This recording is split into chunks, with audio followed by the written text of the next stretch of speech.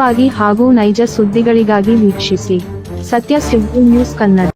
ನಮಸ್ಕಾರ ವೀಕ್ಷಕರೇ, ಸತ್ಯ ಸುದ್ದಿಲಿ ನಿಮಗೆ ಸ್ವಾಗತ. ಹರಿಹರ ನಗರದ ತುಂಗಭದ್ರಾ ಲಾರಿ ಚಾಲಕ ಮತ್ತು ಕ್ಲೀನರ್ ಕ್ಷೇಮ ಅಭಿವೃದ್ಧಿ ಸಂಘ ಇವರ ಆಶ್ರಯದಲ್ಲಿ ಪ್ರತಿ ವರ್ಷದಂತೆ ಈ ವರ್ಷವೂ ಸಹ ಆಗಸ್ಟ್ 15ರಂದು ಸ್ವಾತಂತ್ರ್ಯ ದಿನಾಚರಣೆ ಧ್ವಜಾರೋಹಣ ನೆರವೇರಿಸಿದರು.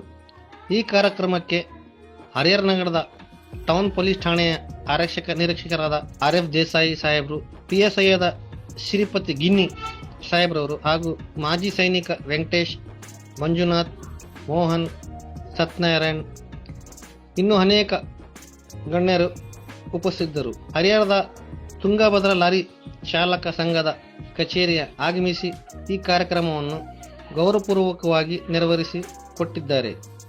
ಈ ಸಂದರ್ಭದಲ್ಲಿ ಗೌರವಾಧ್ಯಕ್ಷರಾದ ರಾಜು ಬಸಪ್ಪ, ಅಧ್ಯಕ್ಷರಾದ ಸೈಯದ್ ಯೂಸುಫ್, ಉಪಾಧ್ಯಕ್ಷರಾದ ಫಯಾಜ್ ಅಹಮದ್, ಕಾರ್ಯದರ್ಶಿಗಳಾದ ಜಕಾವುಲ್ಲಾ, ಇಮ್ರಾನ್ ಹಾಗೂ ಸಂಘದ ಪದಾಧಿಕಾರಿ ಸದಸ್ಯರು, ಲಾರಿ ಮಾಲೀಕರು Mohammed Rafiq, Japan, SG transport, Nazirulla ಹಾಗೂ ಲಾರಿ ಮಾಲೀಕರು ಉಪಸ್ಥಿತರಿದ್ದರು.